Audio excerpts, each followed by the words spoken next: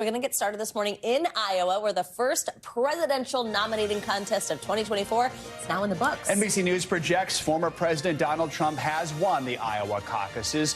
This cements his status as the frontrunner to win the Republican nomination later this summer, which would set up a likely rematch in the general election against President Biden. NBC News also projects Florida Governor Ron DeSantis has come in second place ahead of former Ambassador Nikki Haley. For the past several weeks, it was a closely watched battle to see who would be the runner-up between those two candidates. Businessman Vivek Ramaswamy came in fourth, promptly suspending his campaign last night, then endorsing former President Trump in the process. As for Trump, his campaign held a watch party where he addressed supporters after he was projected as the winner. I really think this is time now for everybody, our country, to come together. We want to come together. Whether it's Republican or Democrat or liberal or conservative, it would be so nice if we could come together. It's just so important, and I want to make that a very big part of our message. We're going to come together. It's going to happen soon, too. Breaking it all down for us, we are joined by NBC News correspondent Vaughn Hilliard in Des Moines and NBC News senior national politics reporter Jonathan Allen, I believe also in Des Moines. Good morning to the both of you. Okay, guys. So, Vaughn, let's begin with you. The outcome of the caucuses, it was no surprise with the former president coming out on top. It was this closely watched race for second between DeSantis and Haley. Just what are your takeaways from the results last night?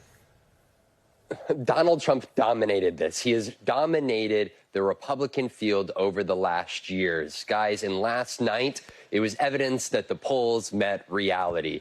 For Donald Trump here, a clear message was sent that a close majority of the Republican Party, at least here in Iowa, stands by his side. And Nikki Haley and Ron DeSantis, there were questions whether there was potential quiet support between the two in communities, especially here in the suburban areas around Des Moines, that would come and surge and at least narrow this into a race in which one of them would be able to claim this as a clear-cut two-man race and be that Trump alternative. I want to let you listen to Ron DeSantis, who NBC News does project to finish here in second place, in which he declared that that individual, that Trump alternative, should be him. But I can tell you, because of your support, in spite of all of that they threw at us, everyone against us, we've got our ticket punched out of Iowa. We represent a chance to reverse the madness that we've seen in this country, to reverse the decline of this country, and to give this country a new birth of freedom. And, well, Donald Trump talked about unity, almost suggesting that Nikki Haley and Ron DeSantis should get out of the race and support him. Just a couple hours after that speech from Donald Trump here in Des Moines, his own spokesman for the campaign said in response to Ron DeSantis, quote, "You have no idea what's about to happen and the pain your campaign candidate will experience." The New Hampshire primary is just 1 week from today, guys. Vaughn, thank you so much. John, let's bring you in here. What stands out to you about Nikki Haley's finish in Iowa? Savannah, she had an opportunity, I think, to knock out Ron DeSantis and didn't do it. So we saw the last Iowa poll before the caucuses from NBC, and the Des Moines Register had her ahead of Ron DeSantis by 4 points. So it was a disappointing night for her. There was low turnout. That did not help her because a large part of her coalition is independents and Democrats who are more loosely affiliated with the Republican caucuses and less likely to show up. And this is, basically these are the seeds of Nikki Haley's eventual destruction in this primary, unless she figures out a way in which to appeal to more of the Republicans who are currently for Donald Trump or Ron DeSantis, because she can't win the nomination with a coalition that is so heavily reliant upon non-Republicans, with so many closed primaries where only Republicans can vote coming up on the calendar. John, let's look ahead to New Hampshire. That state's primary set for 1 week from today. Polls do show Trump with a significant lead over Nikki Haley, but not as big as in Iowa. DeSantis not really a factor there. So what can we expect then over the next week? You can expect a lot of campaigning, a crisscrossing of New Hampshire. Ron DeSantis is headed to South Carolina to sort of plant a flag and say that he's going to stay in the race until South Carolina, which has its has its primary in late February. I'm actually here in Manchester, New Hampshire. I arrived at about 4 o'clock in the morning. Last time I talked to you guys, it was from Des Moines. And, what we see here in New Hampshire every primary season is this just incredible sort of lollapalooza of politics with candidates crisscrossing the state with events. I think Nikki Haley's going to try to find a way to build that anti-Trump coalition that she's got and maybe find some Republicans that want to vote for her. But Trump maintains, as you see in that poll, still maintains a lead over her even after several of the other candidates have dropped out. All right, John Allen, stealthily moving across the country in the middle of the night. Very similar looking hotel room. John, thanks so much. Appreciate you.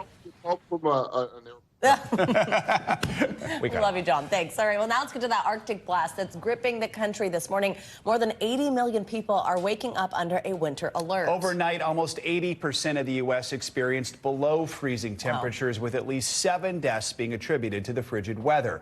The bitter freeze is stretching across much of Texas, where officials asked residents to conserve electricity amid what they call record-breaking demand. And in the typically snowless South, snow did reach as far as Mississippi and Alabama, blanketing the city of Oxford, Mississippi, causing officials to advise against travel. Farther north, the storm dumped about 18 inches of snow in parts of the Midwest, with lake-effect snow and freezing temperatures making some roads unpassable. And in Buffalo, snow removal crews were busy clearing the area outside of Highmark Stadium ahead of yesterday's playoff game between the Bills and Pittsburgh Steelers. By the way, the Bills won. Let's bring in NBC News meteorologist Angie Lastman tracking those freezing temperatures for us. Hi, Angie. Good morning. Hi, guys. Good morning to you. Nothing was going to stop Bills fans from getting out there. They are used to that cold, a Hardy bunch, and it was cold indeed. We saw plenty of snow for folks there. We've seen bitter cold temperatures, not just in parts of New York, but well west, where you look basically from the high plains all the way down to portions of the Gulf Coast. We've got these winter or wind chill alerts, I should say, for more than 100 million people.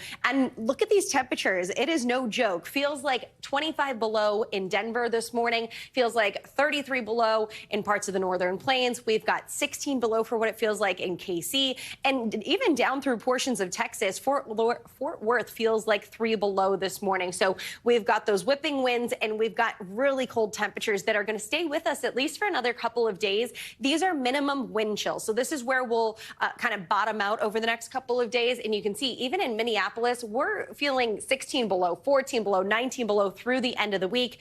And this is kind of a trend that continues well into the end of the week for a lot of folks. We'll see some minor improvements. I say only minor because we're still going to be into the single digits for a lot of folks across those regions. And on top of that, of course, we're waking up to a little snow and some icy conditions, potentially slick conditions across multiple parts of the country. We do have, of course, that winter system that we've been watching stretching from New England down to the Gulf Coast, that leaving us with, again, those slick spots and some snow in places that haven't received a whole lot of snow so far this year. I'll show you that in a moment. But we also have our next winter storm that's going to work into the west here over the next day or so. And we've got the winter alerts up, impacting folks from Oregon to Washington through the day today. But here's the deal for folks across the east. We've got the snow still falling in some spots across the northeast and stretching into New England. We've got some rain and a kind of wintry mix, those pesky, like that rain, snow kind of thing that really makes it difficult to drive.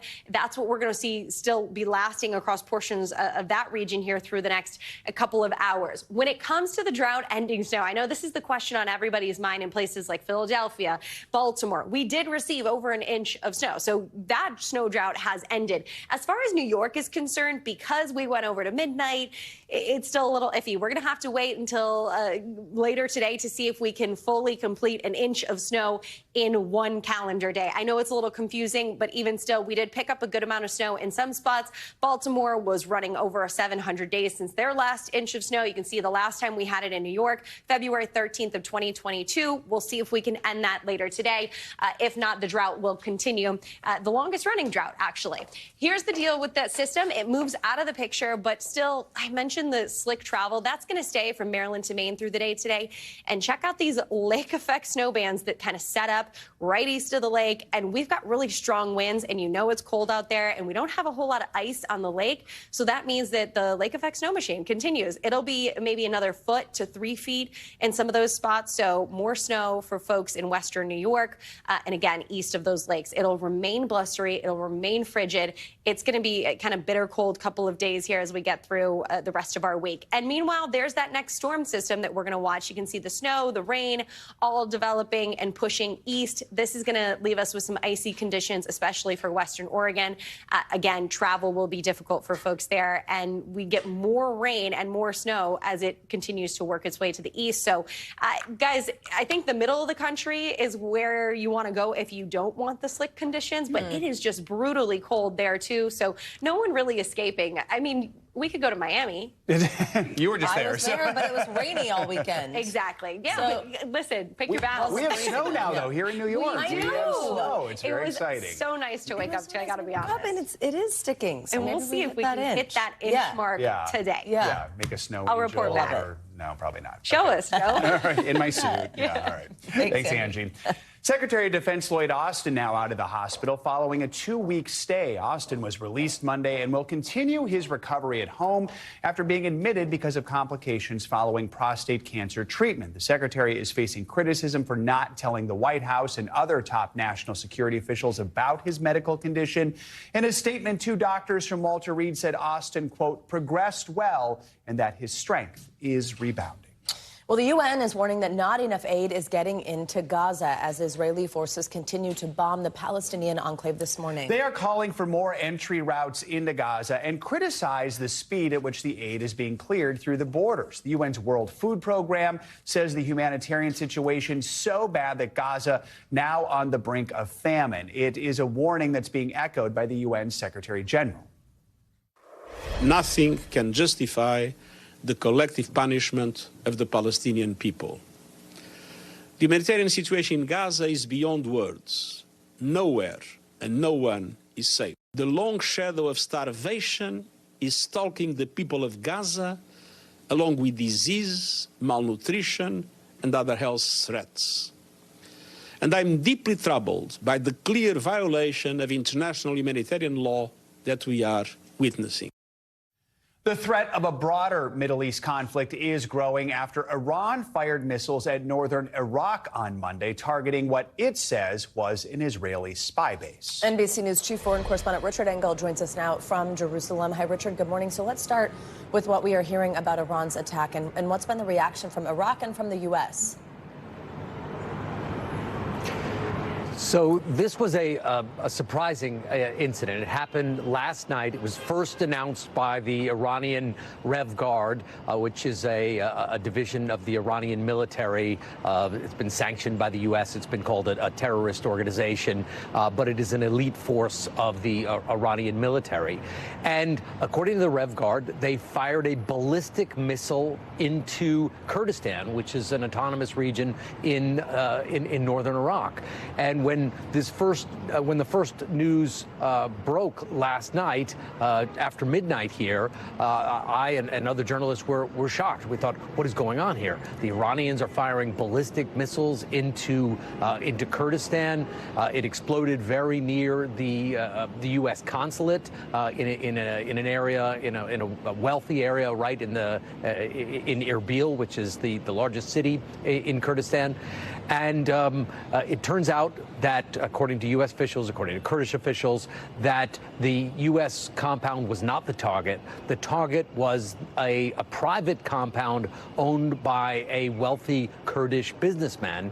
And according to the Iranians, the reason he and his compound were targeted is that he was allegedly cooperating with the Mossad.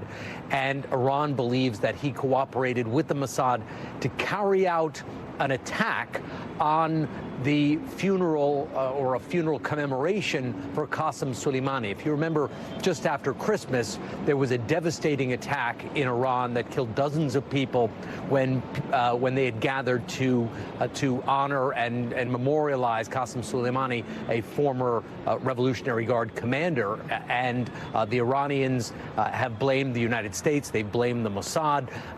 They have blamed many people for that attack. And the U.S. called this strike carried out by Iran as gravely irresponsible. But so far, we're not hearing many specific condemnations from the U.S. It seems like in this case, the United States is trying to stay out of it and not escalate things even further. Richard, let's talk about the situation in Gaza this morning. Why isn't enough aid getting in, as the UN is saying? Well, it's very simple. The Gaza Strip is sealed off. You have 2.3 million people in Gaza who are not only under attack, most of them have been forced to live in a tiny area in the southern Gaza Strip.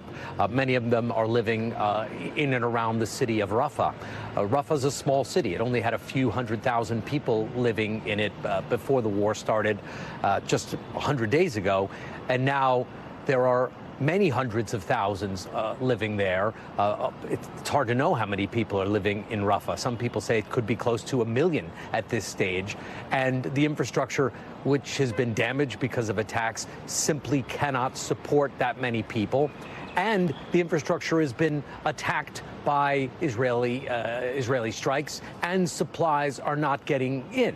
So there are a multitude of factors that have made life unlivable for the people of Gaza. And now we're hearing from a variety of UN officials, including the Secretary General, the World Food Program, that not only is Gaza on the brink of starvation, that starvation has already begun because food trucks can't get in there. There is the will, there is just not a way, because Israel doesn't allow supplies to get in there. There are a few passageways.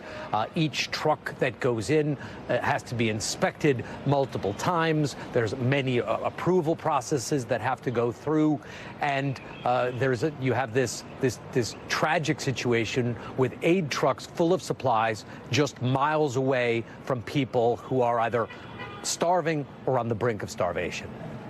All right, Richard Engel, thank you very much for your reporting. Stay safe. Thanks for watching. Stay updated about breaking news and top stories on the NBC News app or follow us on social media.